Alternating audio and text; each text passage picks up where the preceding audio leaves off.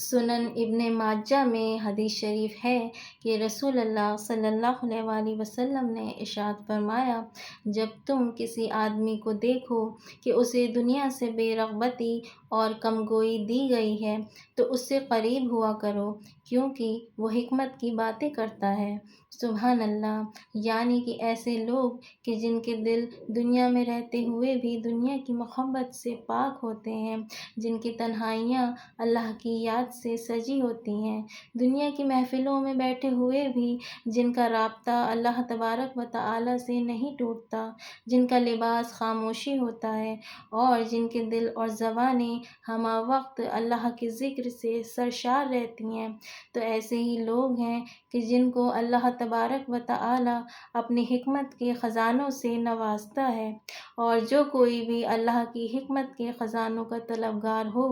تو اسے چاہیے کہ ایسے ہی لوگوں کی صحبت اختیار کرے۔